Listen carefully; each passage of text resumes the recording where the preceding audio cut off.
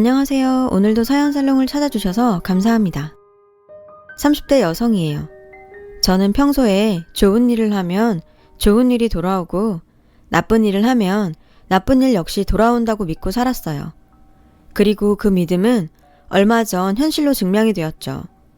제가 이렇게 사연을 보내게 된 것도 바로 그 일 때문이에요. 당시 저는 우리나라 3대 명문대 중 하나인 K대학교 법학과에 다니고 있었어요.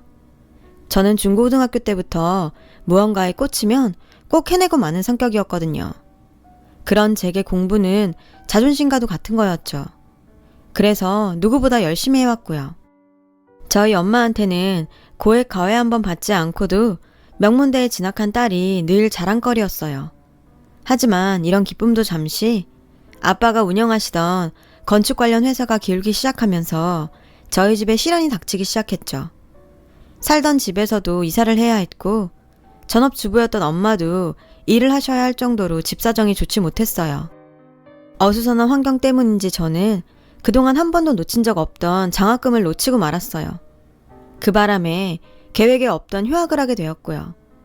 당장 제가 사용하는 휴대폰 요금이라도 내려면 돈을 벌어야 하는 상황이었어요. 다행히 평소 저를 예뻐해 주시던 엄마의 친구분 도움으로 대형 로펌에서 아르바이트를 하게 되었어요. 로펌이라니. 비록 아르바이트였지만 전 꿈의 직장에 다니게 된 게 마냥 좋기만 했어요. 나도 빨리 이쪽 일을 하는 버젓한 사람이 되고 싶다는 생각을 하며 출근을 했죠. 로펌에서 제가 하는 일이라고는 눈에 띄지도 않는 청소나 잔심부름이 고작이었지만 타고난 머리로 일도 빨리 배우고 야무지게 잘하니 사무장님들이 예뻐해 주시더군요. 덕분에 저는 아르바이트였지만 일의 재미를 느꼈고 저도 로펌의 일원이 된 것 같아 즐겁게 생활할 수 있었어요. 그렇게 저는 로펌에 완벽하게 적응하게 되었고 그러면서 저보다 6살 많은 젊은 사무장님과 친해졌어요. 당시 제 연애 경력은 또래 남자친구랑 100일 정도 사귄 게 고작이라서 어른 남자의 매력에 마음이 흔들리게 되었죠. 사무장님은 외모도 뛰어난 데다 옷도 잘 입고 말솜씨도 좋아서 여직원들이 호감을 갖고 호시탐탐 노리고 있었어요. 자신감 하나는 어디서도 빠지지 않는 저였지만 정직원도 아니고 아직 대학 졸업도 못한 처지라 짝사랑으로 만족하기로 일찌감치 마음을 먹었더랬죠. 하지만 그런 저에게도 기회가 찾아왔어요. 그날은 월급날이었어요. 모두 같은 날 월급을 받았기에 사람들은 신이 나서 오랜만에 회식을 하자고 했죠. 사실 전 회식은 처음이라 은근히 기대가 되더라고요. 마침 제 환영회를 겸하는 자리라서 저는 폭탄주를 릴레이로 마시게 되었어요. 그 바람에 화장실 변기를 잡고 한참을 씨름해야 했죠. 머리가 깨져나갈 것 같아서 이러다 죽는 게 아닐까 할 때쯤 제 눈에 아른하게 사무장님의 얼굴이 보이는 거예요. 괜찮아? 많이 힘들면 내가 말해줄 테니까 집에 가도 돼. 상냥한 사무장님의 말투에 저는 어디서 그런 용기가 났는지 그대로 그에게 입을 맞췄지 뭐예요. 그리곤 술이 확 깨버렸죠. 술 때문인지 창피해서인지 저는 얼굴이 빨갛게 달아올라서 서둘러 가게를 빠져나왔어요. 가게가 멀어지자 그제야 저는 길가에서 자책했어요. 미쳤어. 어쩌자고 그런 짓을. 하지만 이미 엎질러진 물이었고 전 당장 내일 출근해서 그 사람 얼굴을 어떻게 보나 걱정이 태산이었죠. 혹시 여직원들이 봤으면 어쩌나 별의별 생각이 다 들더라고요. 그때였어요. 제 뒤에서 자동차 한 대가 크락션을 빵빵거리며 다가오더라고요. 놀라서 옆으로 비켜보니 사무장님의 차였어요. 타! 데려다 줄게. 그가 말하더군요. 전 등을 돌려 얼굴을 숨겼죠. 뭐 하는 거야? 그런 대범한 짓을 벌여놓곤 설마 이제 와서 내숭 떠는 건 아니지? 그는 제가 창피해야 할까봐 일부러 농담조로 말하더라고요.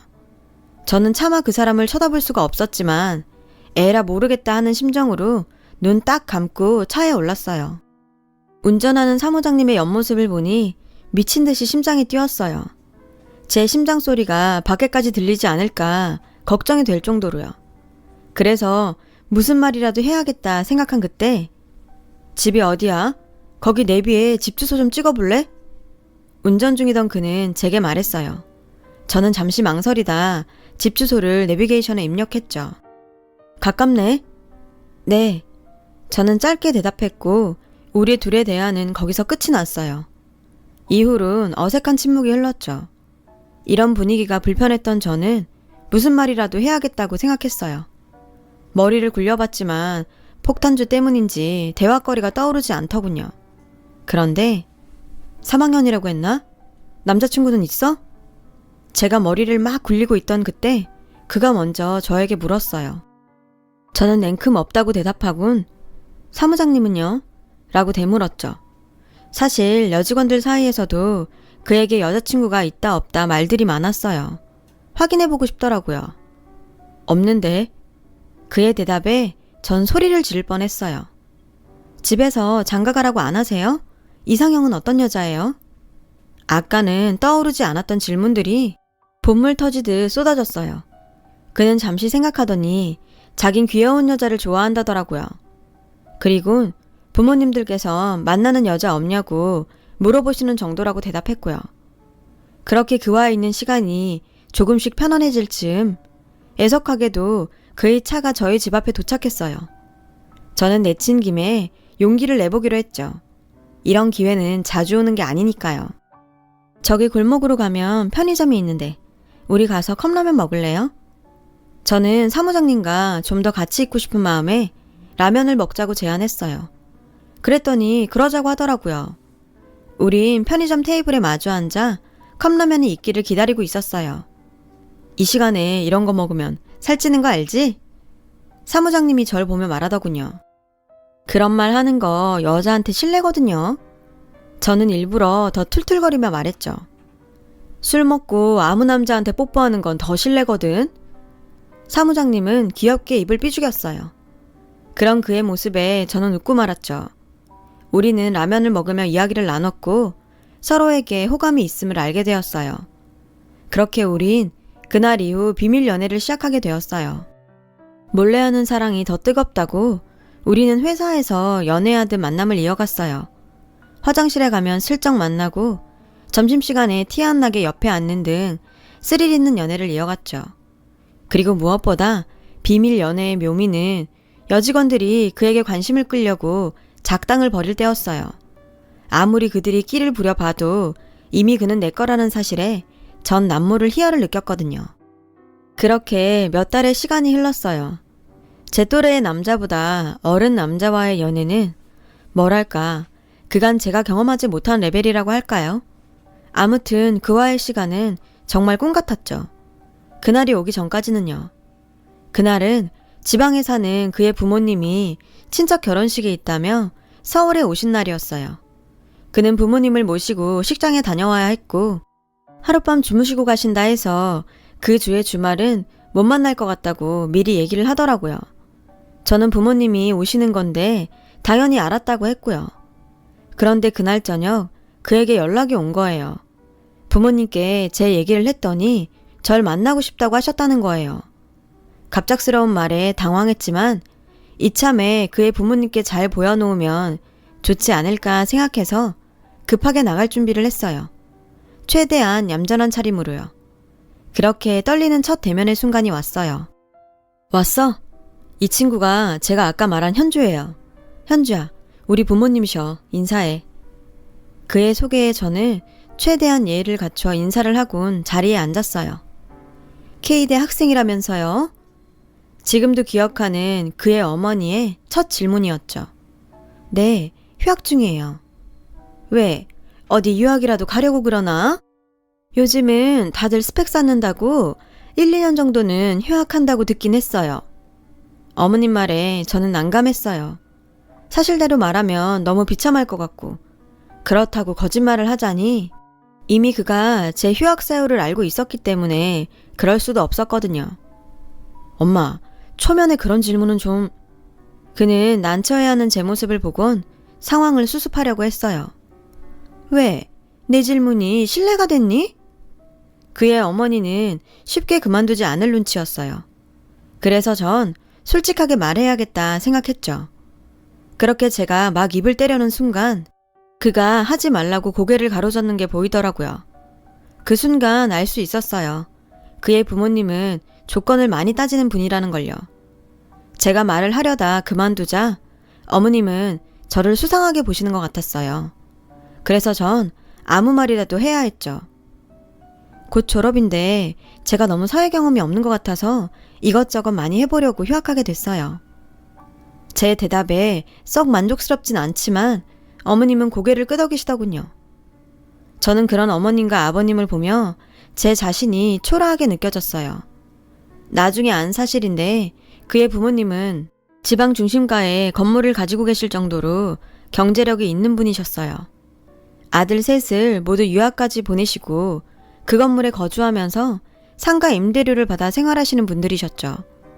그 동네에서 남부럽지 않게 살면서 자식들도 잘 키웠다 소문난 집 중 하나였던 거예요. 법대를 나와 유학까지 다녀온 당신의 아들은 충분히 변호사까지 될 수 있는데 사법고시를 보는 게 귀찮아서 저러고 산다며 저에게 자랑 같은 하소연을 하시더라고요.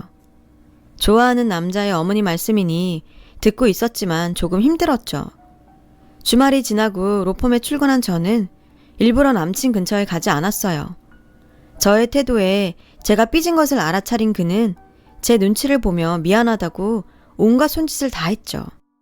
그런데 설상가상으로 그 모습이 여직원들 눈에 딱 들어가고 만 거예요. 방금 뭐야? 내가 뭘 본 거지? 저는 드디어 올 것이 왔구나 싶었어요. 저는 탕비실로 끌려가 언니들한테 둘러싸인 채 질문 세례를 받았고 무슨 치조라도 당한 양 기가 쪽쪽 빨리고서야 자리로 돌아올 수 있었어요. 자리로 돌아와 보니 그가 두고 간 듯한 마카롱 상자가 놓여 있었어요.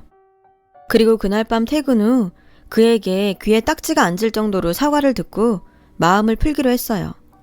그날 이후 로펌에는 우리가 만난다는 사실이 쫙 퍼졌어요.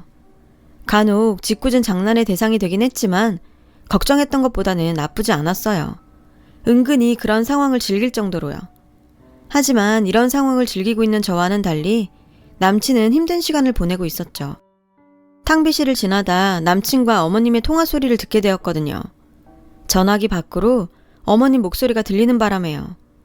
어머님께선 남친이 결혼 상대를 찾아도 모자랄 판에 절 만나 시간 낭비를 한다며 무척 화가 나셨더라고요. 당장 헤어지라고 하시는 목소리가 밖으로 쩌렁쩌렁하게 들릴 정도였어요. 저는 숨을 죽인 채 통화를 엿들었어요. 그동안 아무것도 모르고 혼자만 신났던 제가 한심했고 남친한테 미안한 생각이 들더군요. 그 순간 5만 가지 생각이 들었어요. 헤어져야 하나 말아야 하나. 결국 전 남친한테 휴게실에서 하는 통화 소리를 들었다고 말했어요.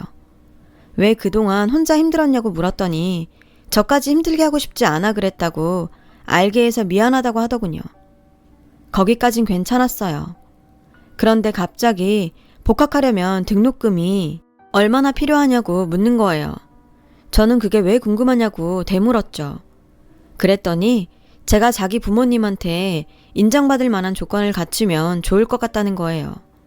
그래서 졸업이라도 자기가 시켜주고 싶다고요. 저는 그의 말에 너무 놀랐어요.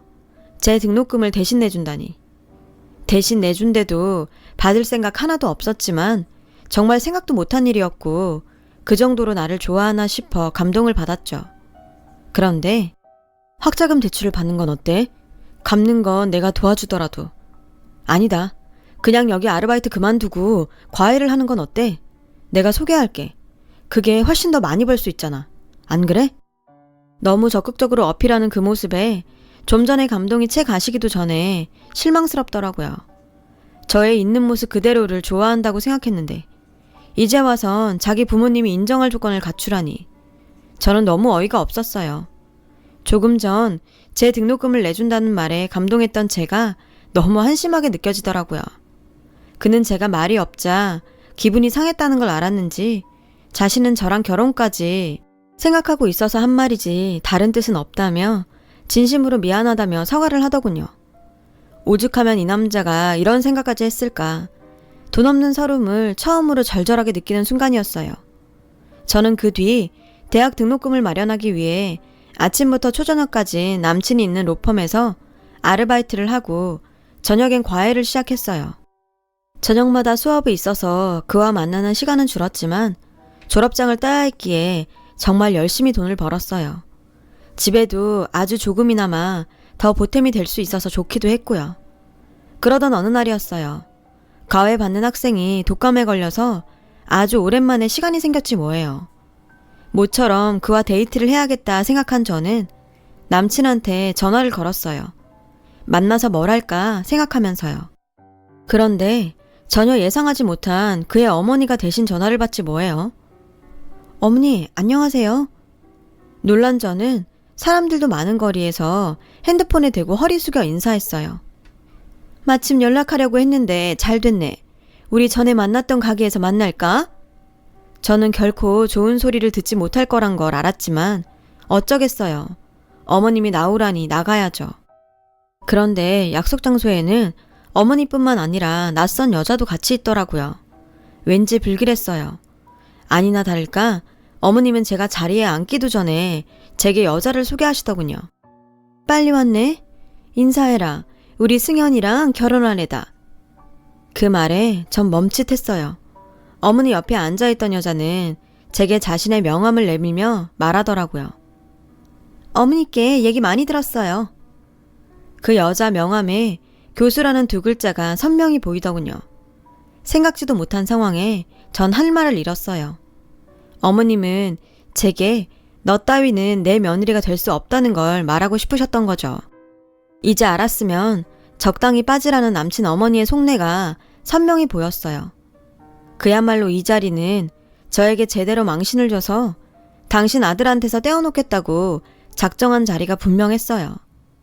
저는 마음을 굳게 먹고 말했어요. 어머니, 제가 아무리 싫으셔도 승현 씨 몰래 이러시는 건 좀 아닌 것 같아요. 저 복학하려고 거의 준비도 끝났어요. 졸업하면 로펌에 취직하거나 아니면 사법고시 준비해서. 어머머, 사법고시요? 제 말이 끝나지도 않았는데 오늘 처음 본 여자가 제 말을 끊고 비웃더군요. 저는 불쾌해서 그 여자를 노려봤어요. 생각 같아선 한 대 치고 싶었죠. 그러자 남친 어머님이 그 여자를 며느리라고 부르며 제게 나를 세우지 뭐예요? 어머 얘, 너 지금 우리 며느리를 노려보는 거니? 얘 웃기는 애네? 고졸인 주제에 꿈도 크지. 사법고시가 무슨 운전면허증 따는 건 줄 아니? 우리 아들같이 똑똑한 애도 힘들어하는 시험을 니깎게 할 수 있을 것 같냐고. 어림도 없는 소리지. 저는 자존심이 상했지만 그래도 남친과 헤어지고 싶지 않았기에 다시 한번 어머님께 말씀드렸어요. 저 모르게 그 사람한테 헤어지라고 압력 넣으신 거 다 알고 있었어요. 저 어머님한테 인정받고 싶어서 노력하고 있어요. 그러니 조금만 더 기다려주시면 안 될까요? 그의 어머니는 제 말에 기가 차다는 듯 콧방귀를 끼더군요. 누가 들으면 오해하겠네. 내가 언제 우리 귀한 아들한테 압력을 넣었다고 그러니? 이렇게 훌륭한 며느리까지 데려온 애한테. 어머님 말에 망치로 머리를 얻어맞은 것처럼 혼란스러웠어요. 그런 저를 보며 여자는 더는 못 봐주겠다는 듯 저에게 자신의 핸드폰을 건네주더군요. 그녀의 핸드폰에는 다정한 연인의 사진이 여러 장이 있었어요. 그 사진 속 연인은 다름 아닌 제 남친과 바로 제 앞에 앉아있는 여자였어요. 기가 막혀서 아무 말도 할 수 없더군요. 이 사진이 어머님과 제가 일방적으로 그쪽한테 이러는 게 아니라는 증거가 되겠죠? 내가 제자 같아서 하는 말인데 어울리지도 않은 어린우리는 그만하고 나이에 맞게 노세요. 여기 있는 어머님과 여자보다 남친이 더 괘씸했어요. 제가 등록금을 마련하고 있던 그 시간에 자긴 양다리를 걸치고 있었다니. 도저히 참을 수가 없었죠.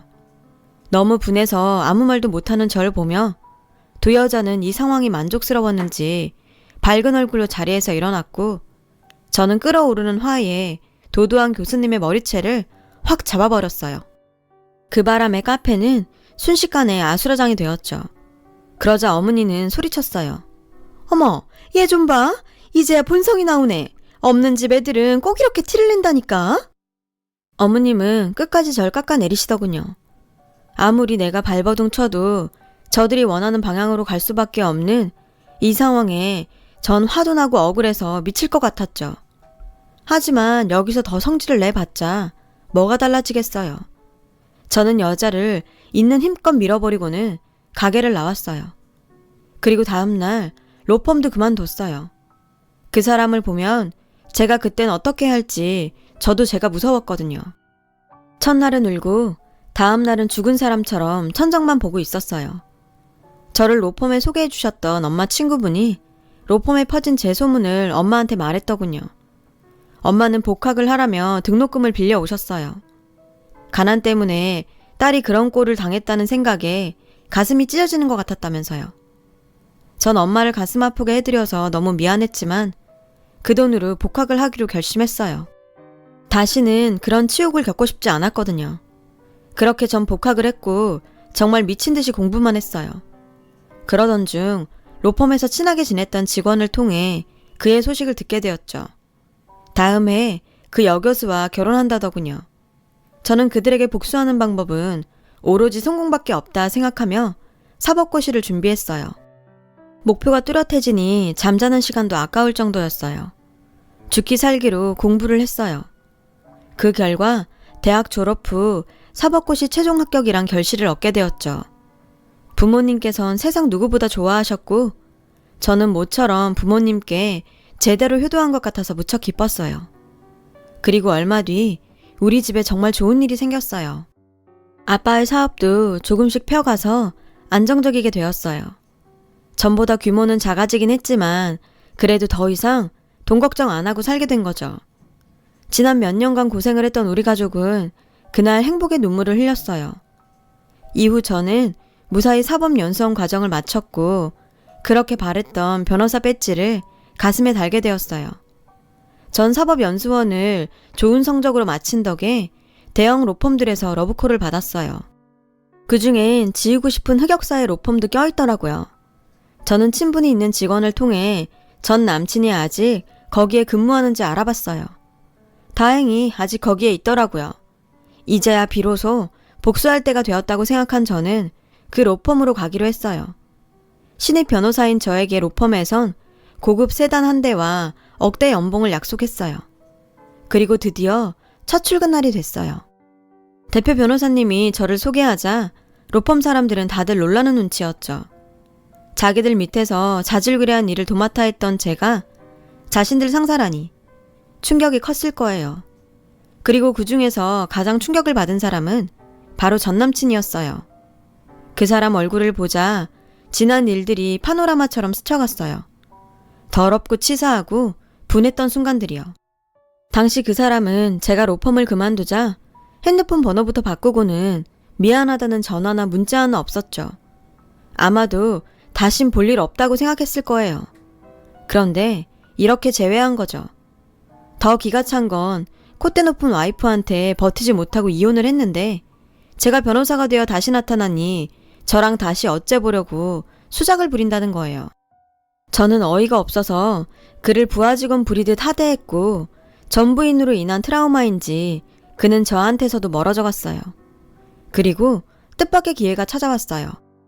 전 남친의 어머니가 자기 건물에 속썩이는 세입자가 있다며 아들이 일하는 로펌에 찾아온 거였죠.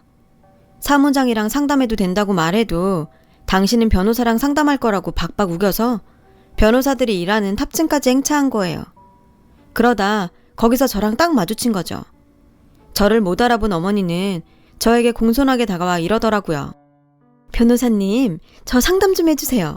우리 아들이 여기 사무장인데 같은 식구니까 모른 척 마시고요. 이 상황이 어찌나 웃기던지 참기 힘들 정도였죠. 어머니, 저는 못 배워서 도와드리기가 어려울 것 같은데요. 저는 그렇게 당신이 했던 말을 되돌려 주었어요. 이게 무슨 소린가 황당해하던 그의 어머니는 자신의 아들이 도착하자 그제야 저를 기억하는 것 같았어요. 어머, 후질구레 하더니 차림새는 못 알아볼 정도로 나아졌구나. 근데 고졸 너 아직 여기서 일하니? 그만둔 거 아니었어? 그 망신을 당하고도 이러고 있다니 넌 참 벨도 없는 애구나. 좀 전까지 선생님이라고 하시더니 무슨 병검술도 아니고 얼굴을 싹 바꾸는데 저는 기가 막혀 말이 다 안 나오더라고요. 전 남친은 자기 엄마한테 눈으로 저를 가리키군. 엄마, 쟤 이제 고졸 아니고 우리 로펌 변호사야. 더 망신당하지 말고 얼른 나가요. 그는 자신의 어머니를 잡아 끌고 나가려고 했어요. 그런데도 어머님은 막무가내였죠. 믿기 어렵다는 듯 제게 와 이렇게 말하더군요.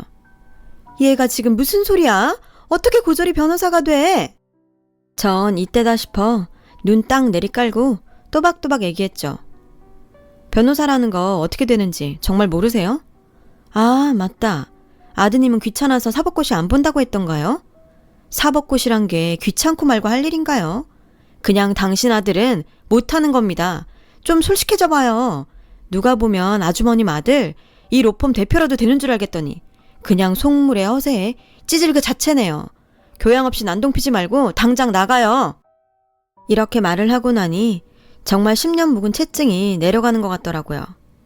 저는 입꼬리가 저절로 올라갔어요.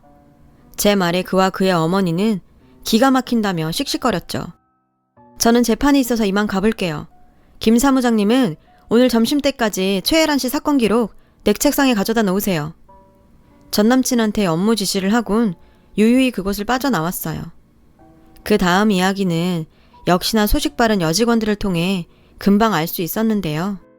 저의 변한 모습과 제가 당신 아들을 부려먹는 모습에 펄쩍 뛰던 그의 어머니가 갑자기 복통을 호소하시면서 응급차에 실려갔다고 하더라고요. 어찌나 통쾌하던지. 그리고 그 달이 끝날 무렵 전 남친은 일신상의 이유로 사표를 냈어요. 그 이유 소식은 저도 알지 못하고요. 처음엔 복수로 시작했던 변호사 일이 밀려드는 사건에 정신없이 살다 보니 전 남친 소식 따위는 신경 쓸 겨를도 없었거든요. 지금 저는 다른 로펌에 더 좋은 조건으로 이직을 준비하면서 꿀같은 휴가를 보내고 있어요. 너무 오랜만에 쉬는 탓인지 잠시 잊고 있던 옛 생각이 떠올라 이렇게 긴 글을 적어보게 되었네요. 제 얘기를 들어주셔서 감사드리고요. 여러분 가정에 행복한 일 가득하시길 바래요. 여러분, 사연 댓글에 응원과 현명한 조언 부탁드려요. 좋아요와 구독은 저에게 큰 힘이 됩니다. 오늘도 좋은 일 가득하세요.